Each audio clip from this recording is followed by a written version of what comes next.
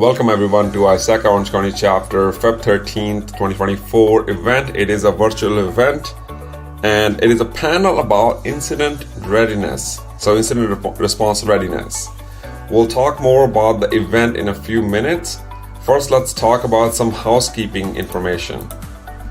We get this question a lot. How do I get information about upcoming events? We made it very simple for you.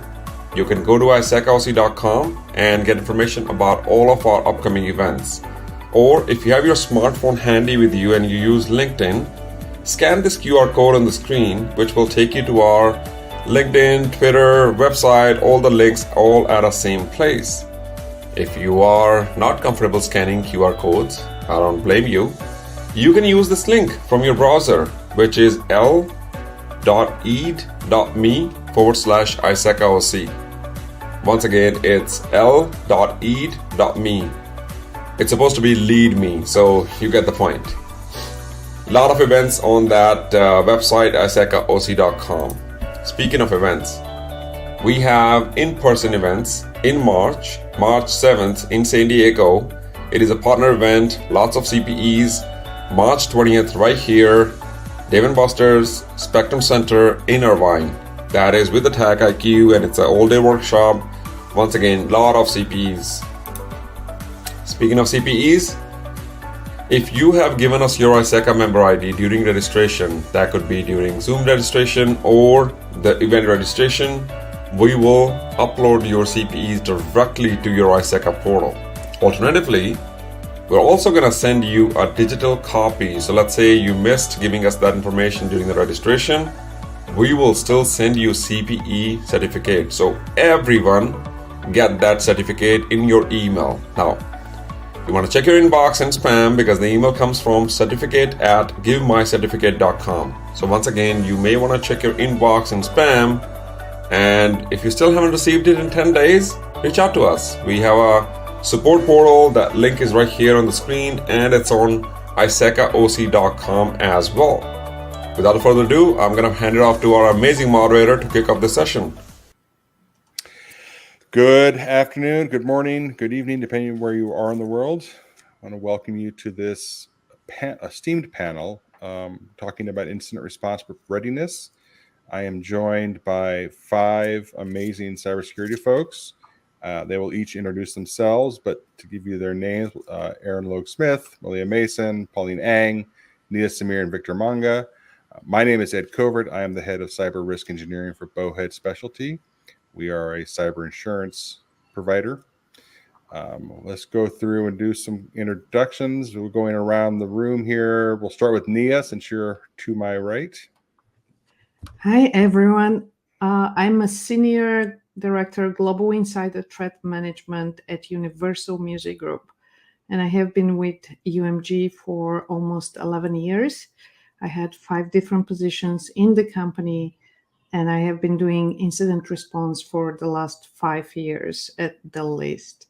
And it's one of my passions. I work on a lot of incidents, and I learn from it. I fine-tune the process, and I prepare for responding better in the future.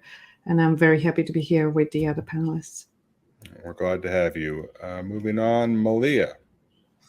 Great. Thank you, everybody. My name is Malia. I oversee cybersecurity for the Chumash tribe. So Chumash Enterprises, that includes everything that they have. So their DNA, their language, their health clinic, our casino, our defense contractors, private equity ventures. So I get to respond to a lot of different varied alerts.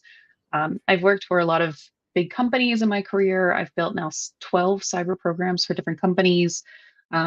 And in my free time, I work on diversity, equity, inclusion efforts as it pertains to getting more underrepresented folks into cybersecurity, and do a lot of work with veterans groups, as I am a Navy veteran. So thanks for having me. Welcome. Hoorah, go Navy. Next up, Pauline.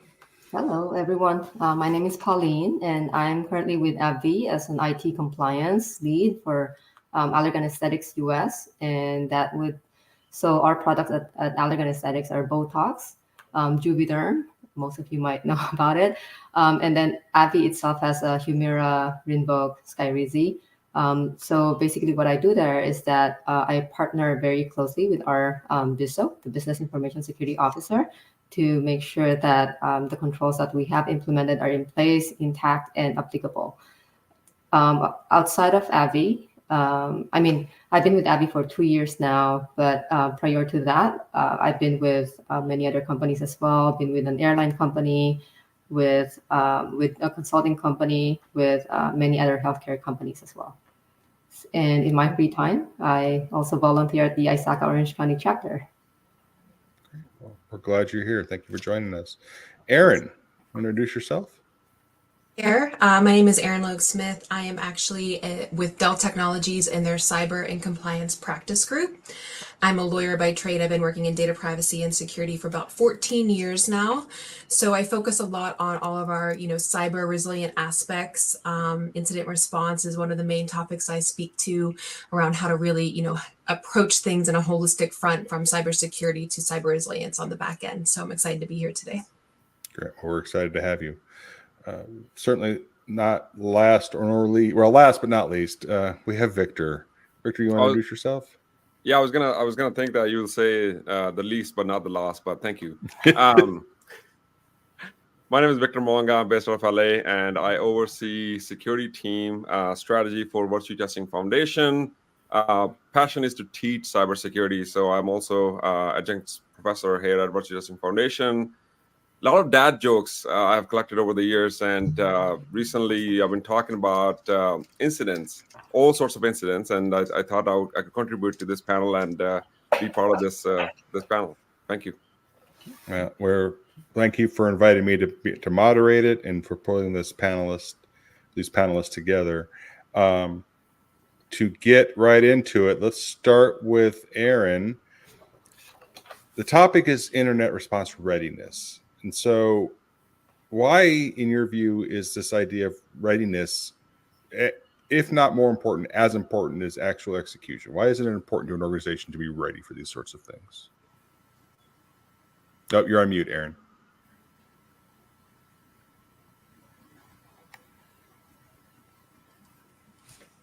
Erin, you're on mute.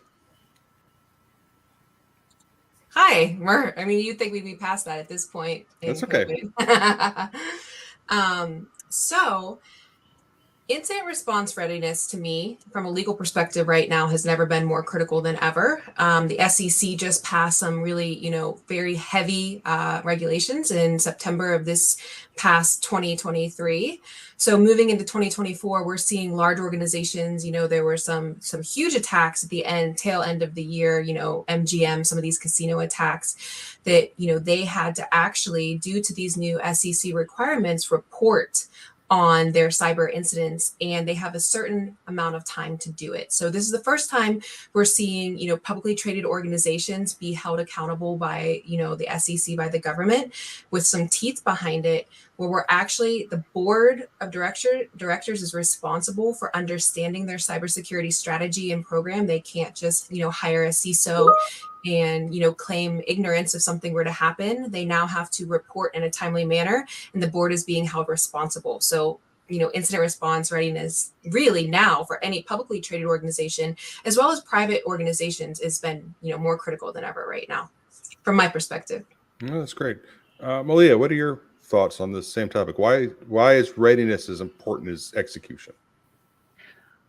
Yeah, and it's so interesting, Erin brings up the SEC regulations. I think there's been a lot of us leaders who have been talking, and some of us are thinking, do we want to work for a publicly traded company again?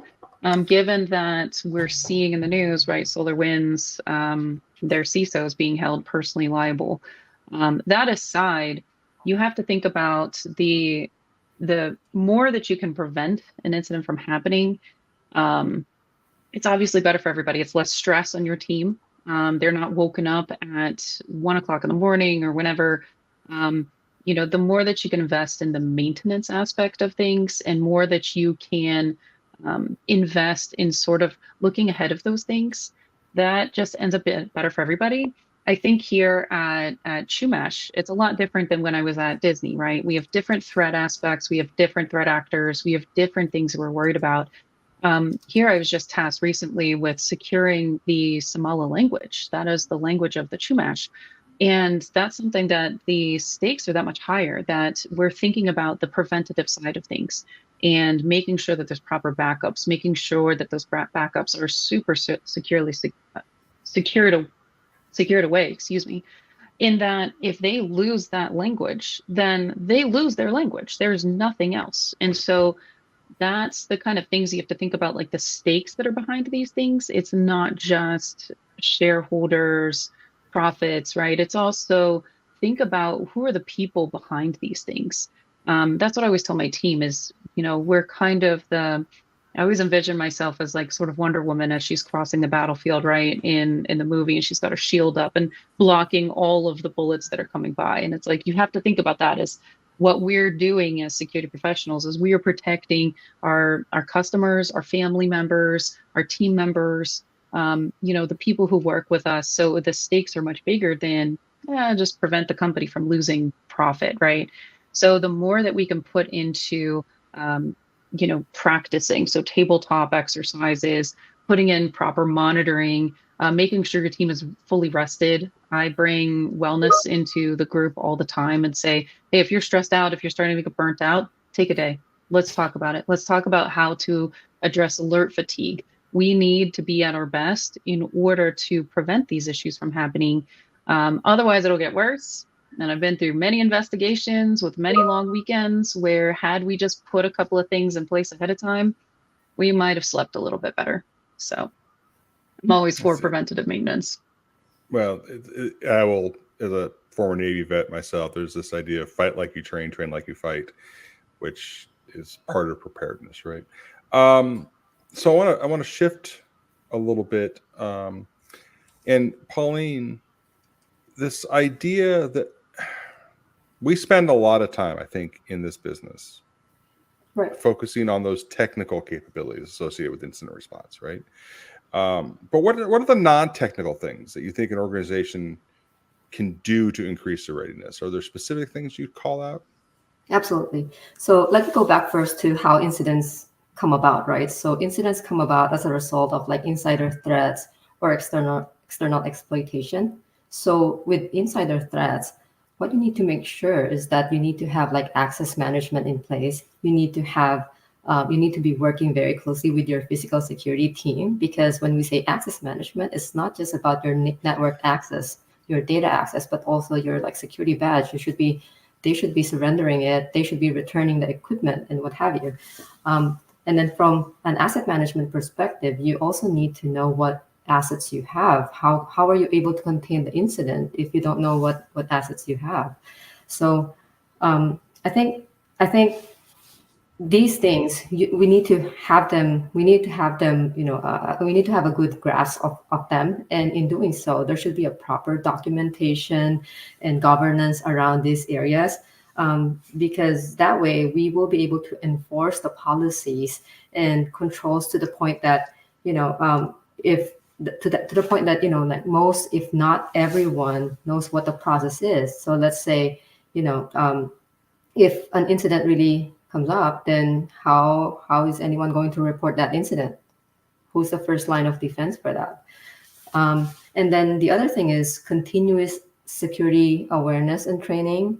So it is about a change of behavior to a more security mindset, making sure that everyone in the team, everyone in this company really knows what they're doing.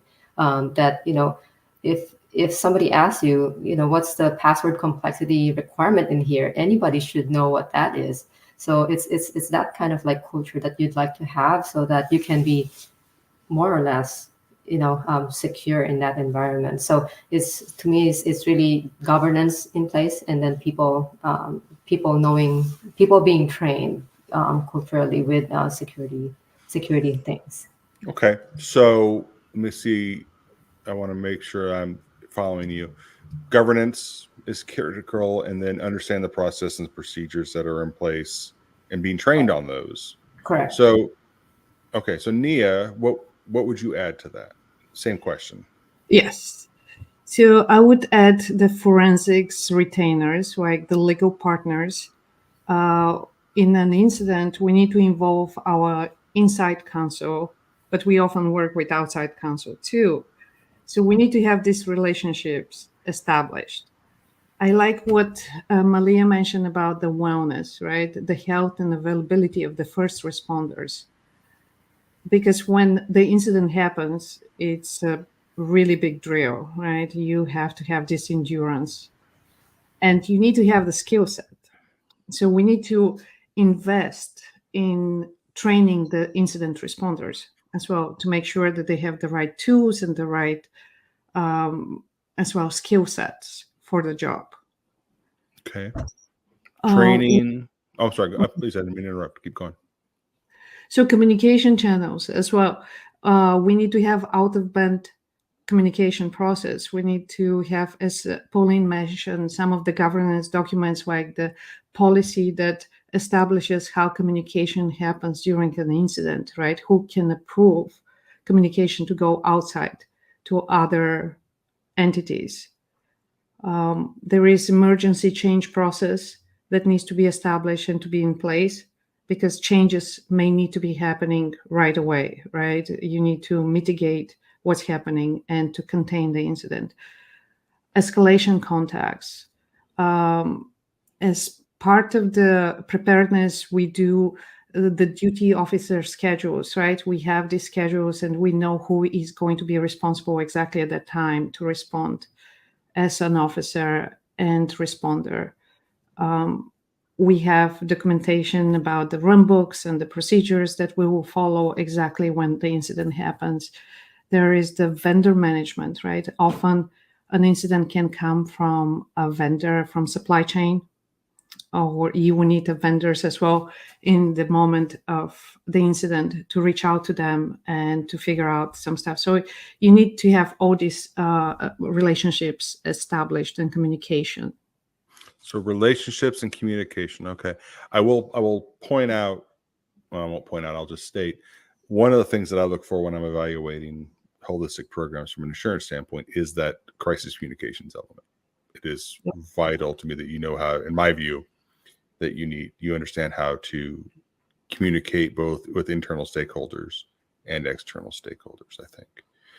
And I should have mentioned up front that this is not just Ed calling on people. If you want to interject, by all means, let's go ahead, Malia. Yeah, so I think as security professionals, we don't think about all the time the PR that's involved with it, right? It's the way that we communicate. I'm always very strict with my team. I was like, no, this is an event, not an incident. Incident has way different standards and procedures and things. And I was like, be very careful with your language. We need to be very intentional as security professionals in the way that we communicate things. We can cause unnecessary panic. And so I think with the way that we communicate, that is something that I think is missed, to be honest, in a lot of security training, and something that is really careful. We can cry wolf many, many times, but the actual time that we're like, no, this is a real thing. Are people paying attention, right? Or are we saying that something as an incident really wasn't an incident, and then now we're triggering the, as Aaron said, the SEC regulations, or how many of us are in very highly regulated industries, right? And then having to report to our regulators, and they're asking us all these questions, and all of a sudden you have a surprise audit. So I think there is understanding in incident response, being intentional with your language, having a really, really good communication, as Nia said, with the emergency comms, having good PR, and thinking through what is that PR, public relations, going to mean for your company if something were to happen. I can tell you the most stressed I've ever been in my cybersecurity career was at Disney, because the optics that if I, in my role at Disney, if anything were to happen, I'm done. That's going to follow me my entire career, because it's such a big company. It's such a huge thing. Literally everyone on the planet knows Disney. And so thinking about what are the optics of something that happens, for the Chumash here, it's literally Chumash Enterprises. It is literally the tribe's name. So anything that happens to Chumash Enterprises then negatively will impact the tribe. So they are very keen and very aware on the PR and what the public thinks about their company and anything that happens. And that we need to be aware of for everything that we do as cybersecurity professionals, and be very intentional, very careful with our language. No, I agree. Someone once told me words matter, and I took that to heart. I'd like to Victor. add a little bit of follow through on that. Yeah, please. Yeah, so I believe that some companies also think about, are we going to inform law enforcement about this, or are we going to involve law enforcement about this or not? So I think that's something that you need to be careful about. You need to know when to engage them and when not to. Go ahead.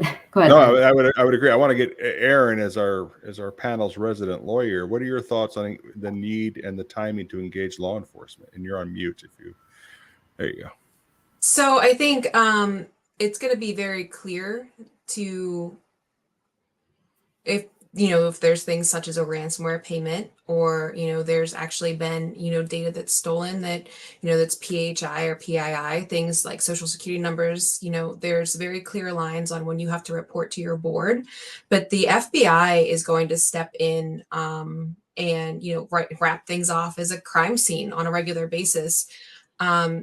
Whenever there are certain, elements of criminal activity, a lot of these, cyber incidents are, the ransomware is just to get the payment, but we're seeing more and more these days, nation state attacks. We're seeing, out there, with all of the different wars going on the different fronts across the globe, a lot of these attacks are now to, really inhibit, critical infrastructure, oil and gas, things like that. So it's not really going to come down to as much as if you're going to be willing to engage law enforcement, is you're going to have to prepare for law enforcement to step in, tape off your environments, and they're going to really dictate whenever you're going to be able to recover, or really to start using those assets and all of that hardware that may be considered a crime scene at that point. So that's something that we have to think about more and more. It's going to kind of be out of our hands as we keep going towards the future.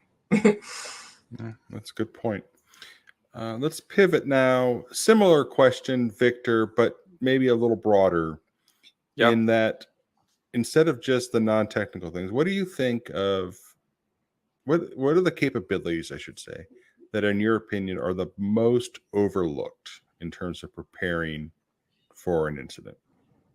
What are we forgetting about on a regular basis? I don't know if I'll categorize that as a capability, but I have been guilty of creating incident plans one too many times, and privileged and honored to be in two of those. When incidents happen, I always thought that we are ready with all the things we have created, and there was always one thing missing in both of those incidents that I had to actually carry out: ownership. Just that simple. We did everything. We followed NIST 4 steps, we followed SAN 6 steps, and we did everything we could between the BCP, DRP, you name it. Ownership, one thing was missing.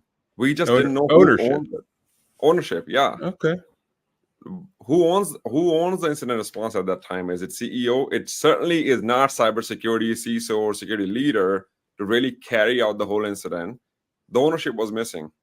So that's one thing I have felt that it's important to talk it out. And if it's early on when we are preparing in the stages, if we need to involve legal, yes, it's going to be CISO's life where they have to actually button up the language, because the attorney is going to make sure that everything is all well drafted for the CEO to own it or the board to own it.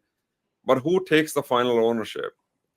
We can carry out the plan. We can be part of the plan, but security people, we cannot be the owner of the plan. So that's where I felt that one capability / one area that the security people, we have 90% technical capabilities ready to respond incident. 10% we did our best to communicate.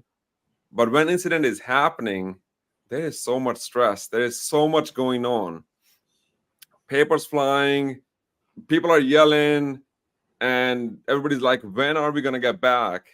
And there's one thing that, again, the ownership, if we have the highest authority, or whoever in the organization wants to own it, if we have that person there and they know exactly what they're owning, that's again the part where we may have been communicating to the CEO, but during an incident, do they know what they have to do, or at least have to call the shots if needed, or they know the different pieces moving right now, not just the technical pieces, because security can own that, all the other pieces, because they also own the business. They know where the business is going. They know the repercussion of any damage to the brand, to the identity. So that one piece I felt that was missing. Okay. Aaron, same question to you. What do you think is the most sort of overlooked capability? What do we forget about? So I think one of the most overlooked capabilities in incident response planning is, really just preparing for that breach. So I tell my customers all the time, and I think we've probably, any cybersecurity professional probably, has embraced this idea of it's not a matter of if, but when. And Gartner put a report out last year where they said, you will be hacked, so embrace the breach. So I think a lot of security professionals are on that defensive end where they're trying to, prepare to keep the attackers out. And from my perspective, we're really we're transforming, from cybersecurity into that cyber resilience. We really need to prioritize coming back, not just the defense up front. So what I'm getting at is we need to make sure that we have, we're embracing like an isolated environment. We're storing our backups. We have air gap or an isolation. We just have something that's separate and apart from that backup critical infrastructure. So we have to embrace that idea. So this is what's missing in a lot of people's incident response planning is we have to embrace that idea that the breach is going to come.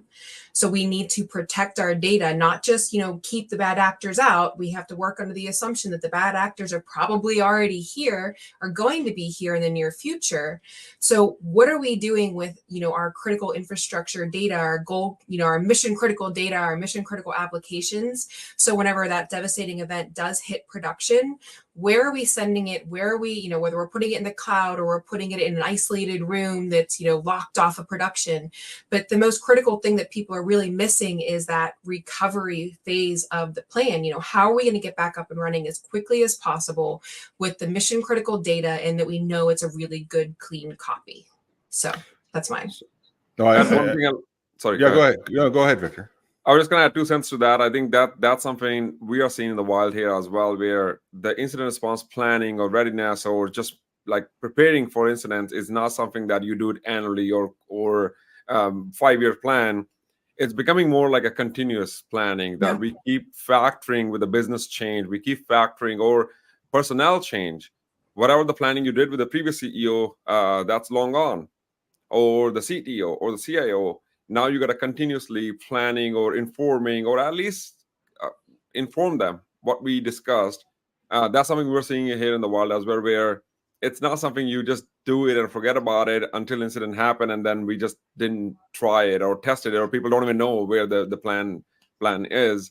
Continue talking about it and factoring those changes in the business. Business is moving faster than ever. So factoring those in the incident plan, overall driving up to the BCP DRP plan, I think that's what is also required. It's not a luxury anymore that people who are mature enough are doing it. It is well required today. I agree. And I will say one of the sad things I see is when somebody says, how often do you test your restoration from backups? And their answer is, oh, we test them every year. It actually makes my little cyber heart cry a little bit. It is quite painful. And I would agree with you, Ed. Shots fired. Just saying. Yeah.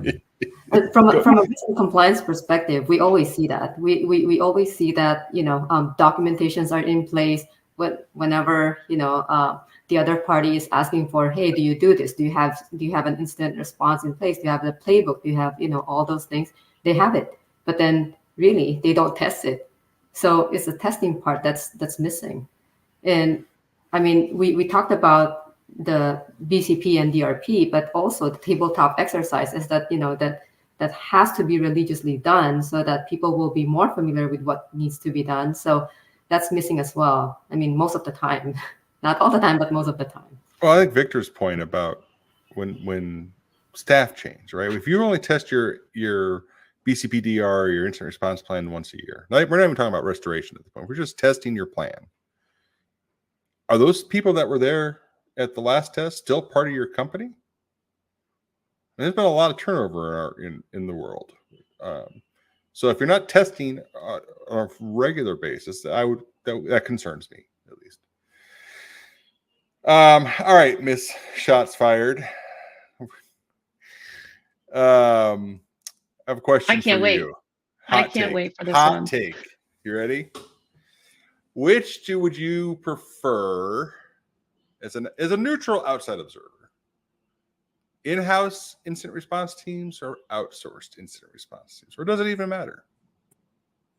I have an extra spicy take. Oh, well, I am all ears. I think MSSPs are a waste of time. I think that no one knows your environment more than you do. So I have worked with so many MSSPs, so many outsourced cyber providers. They send me such garbage alerts that it's like garbage notifications, garbage vulnerabilities. I don't care about a Chrome vulnerability update. Stop wasting my time. Stop wasting my inbox. Stop wasting my team's time. And I've had to train so many different MSSPs in that, hey, when someone signs into AWS root, alert me. That's important. I don't care about a Firefox update. And that's happened.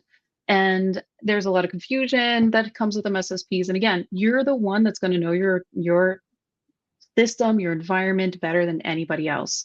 And it's like when I train people in vuln management, it's like the hardest part of vuln management is understanding your environment and understanding, yes, it could be a CVE 9.9. However, is it disconnected from the internet? Is it fully walled off? Do we have access control? There are layers there. And the thing is that an MSSP is not going to see any of that. They're just going to send you an alert. So then that takes my team to then dig through these alerts and say, oh no, it's not worth my time. It's not worth it. So while they can be helpful in the off hours when your team is not there, and as long as you have a team, and as long as they're trained up, I will take an internal team over an outsourced team any day of the week. The other thing that I'm seeing too as a trend in MSSPs, because because I've helped a lot of folks get their first ever jobs at MSSPs. And so the thing is MSSPs have a ton of turnover. And they have a lot of entry level folks who are coming right out of boot camp. They're coming right out of school. They're coming right out of taking a Sec Plus, and they're throwing them on the front lines and they're throwing them as the analyst. And they're the ones who are talking to these companies and saying, oh, yeah, you have this alert in here. And then when the company responds and says, well, hang on, can we talk about this? Then they can't answer. They can't do that analysis. They can't help out. And that's a problem. And I'm seeing a ton of turnover. I'm helping a lot of mentees move on from MSSPs and trying to get their first time job. Then they're having trouble getting their first time job because they haven't had any experience doing the actual analysis. All they're doing is just regurgitating alerts that they're seeing coming from a SIEM, coming from whatever security tool, whatever. There's no real kind of the analytics have come out of the security analysts, right? So that's my problem with these is that we need to get smarter on the MSSP side, but business got to run, got to cut those margins and have the entry level folks and just churn through them like butter. So that's my extra spicy take is stop outsourcing. Yeah. Stop outsourcing. That's a habanero level of take. Yeah. I took the Scoville level way up high. I've seen way too many good people be laid off internally and then outsourced overseas or somewhere else. And then the whole program just falls apart. I'm tired of it. Like, stop cutting costs. You're never going to get better than someone internal who knows your actual environment. That's end of story. Okay. And if I can, I have the other side of the spectrum here, Malia, where company have internal resources, but not at the level where they can do forensics, not at the level they can do IR when there's a real response needed. The plan, you're absolutely right. You know your company, you know your business, you know your environment, you know your network better than anyone, any vendor. But you do need specialization when IR needs to be executed. So that's where I have also seen where instead of having that annual checkups, you have frequent checkups with those IR retainer partners. You have someone point of contact, also backed up by a company who provide those specialized skills to them when it comes to forensics. You may not have it in-house, but when incident is happening, you need those skills. But collaborating with your internal team. So that's kind of my side. On the other side of the spectrum, where you may not rely upon vendors 100%, but you need those specialized skills during an incident. All right. Right. So And let's. I'll give that. Yeah, I'll give that. It's like in forensics or some of the highly specialized ones, it's the managed SOCs. It's the managed SOCs, it's the managed vuln management I got it. programs. It's Yeah. those worlds that I'm like, no, that's like if you're super mature and like maybe it's just like you holding down the fort and you just need that extra support. But a lot of it is just, okay, cool. I could have done this with a sim and some scripting, and I could have done this on my own. That's my problem. Yes, I agree with you. Pulling in a good forensics program where that's all that they do and they're specialists and they're highly trained. Yes, absolutely. That's important. But the managed SOCs and the managed VMs of the world, I'll pass. Nia, did you want to weigh in? Yes, because I have a lot of experience. So we do have managed a SOC. It's not outsourced completely. They're just augmenting our team. So we are leading the action for, and I agreed with Malia on that. But when an incident happens, our legal team often wants us to have this outside forensic company actually works in parallel to us. So we have actually two teams doing the investigation at the same time. And it has worked wonders for us. And to Malia's point, the internal team usually wins. We do faster faster discoveries and recovery and everything else. But we need to listen to this outside company, and our legal counsel actually relies on this outside company confirming all this evidence and collecting them, because they will be the one probably that will go to court if it goes to court, right? If FBI gets involved, it's mostly them that they are going to work with. So there is a place for everybody, right? And with the specialized skills.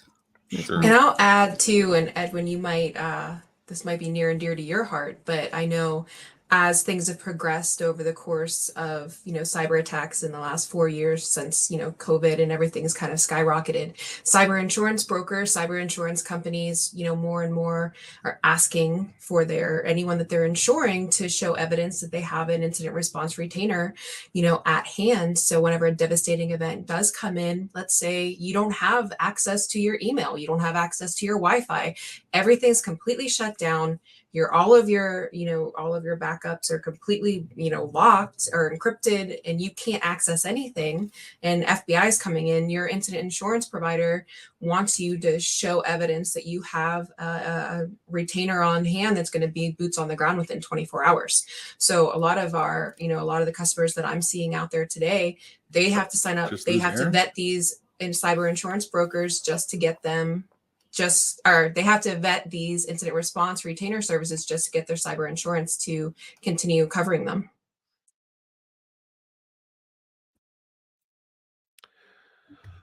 I think I agree, and I think that's what I have seen as well. One thing we are also seeing when it comes to cyber insurance, to Amalia's point, where it's not just offloading everything to the third party, to the vendor, that it has to be some sort of collaboration. It can't be like overnight, all of a sudden they just take over. It's not going to work out. So, and Pauline, I'll let you sort of weigh in here too before I want to respond. I want to offer my insight what Aaron said about the insurance side. But your thoughts? Absolutely.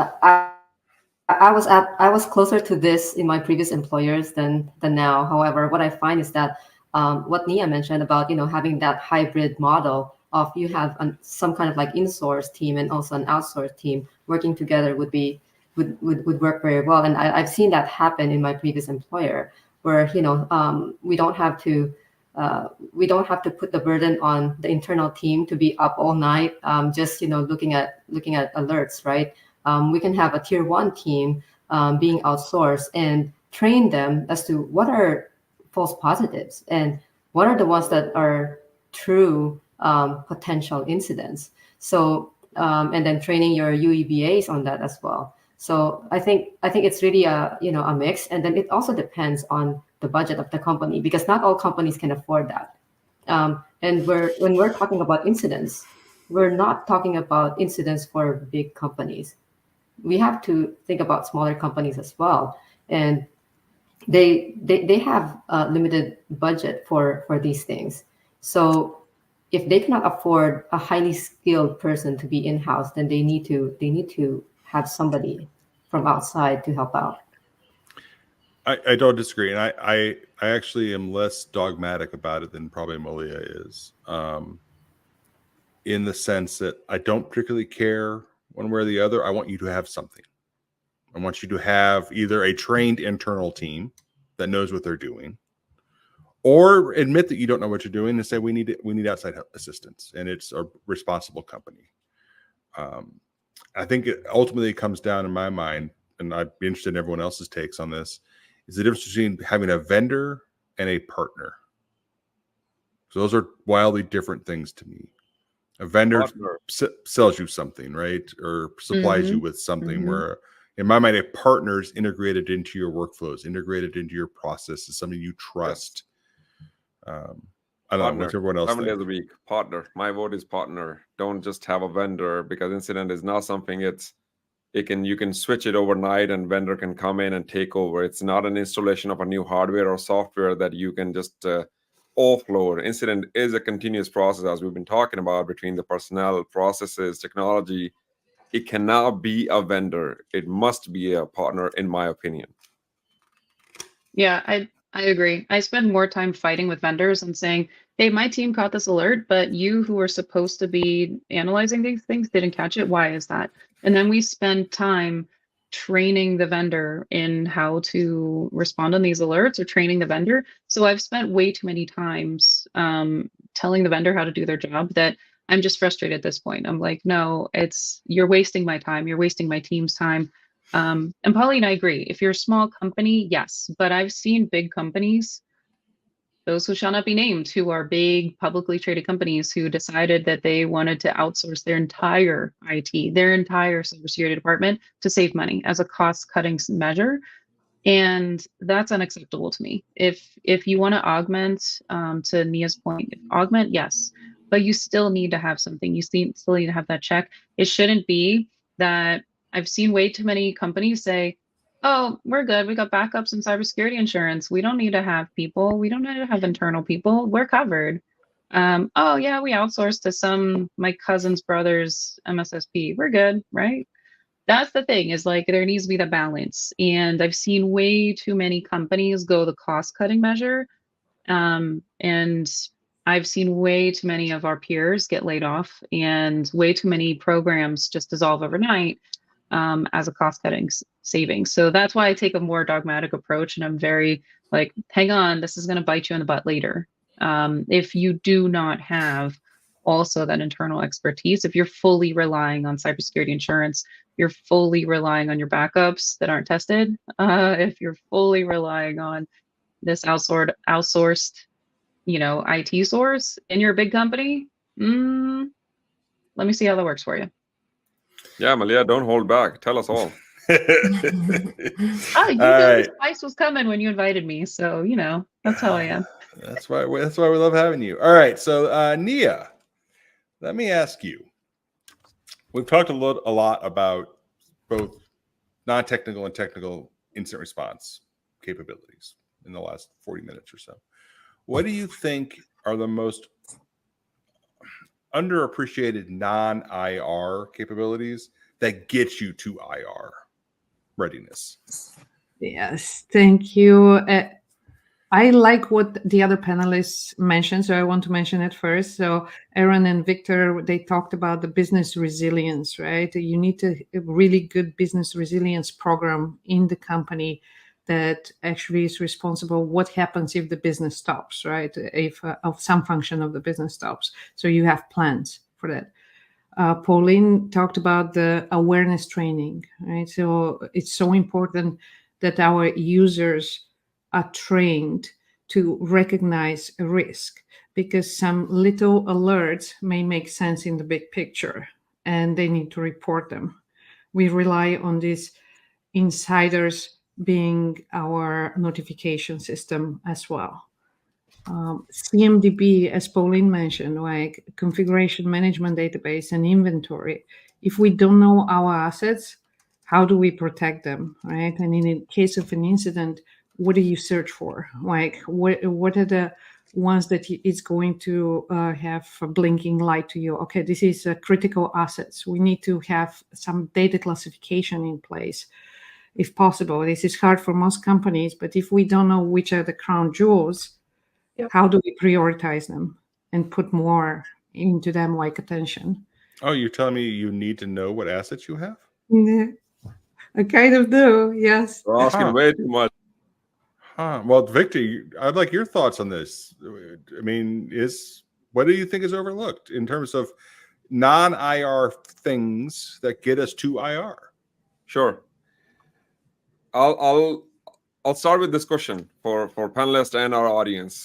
This is what I use for my academia purposes as well. When was the very first cyber attack occurred? For the sake of time, I'll say 1834 in France. You can Google it. You would think between 2024 and 1834, we were able to actually adapt this as part of our business, as part of our not just IT portion, but as part of business. I think the biggest overlooked or non-IR portion is culture of a company, in my opinion. If the culture is set that I'm coming to do my job and I'm leaving home and nothing around it, then that is it. That is the most non-IR, which will lead you to IR. Because inside the threat, if someone can tell me, hey, there's something going on with Bob, it could be as simple as that disgruntled. It could be as simple as that they need more money. It could be as simple as that they're talking to someone on the phone, more than usual. I want that eyes and ears. The other part is that, hey, I want to take a step back and do it right, then just do it for the heck of it because it's my job. All of these are non-IR portion will lead you to IR because, again, culture is I would say, bedrock and foundation of that, where if you're not building a good culture, and this is not just on security, we keep talking about it, CISO, security leader, can't change culture. It's not part of our job. People go above and beyond, and kudos to that. Thank you, those security leaders who go above and beyond and try to change the culture.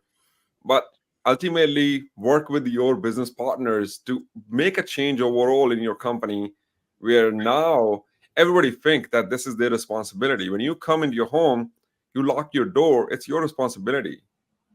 When you close those windows, it's part of your responsibility. When something spills on your kitchen floor, you pick up that. You don't just look around that I'm just here to live.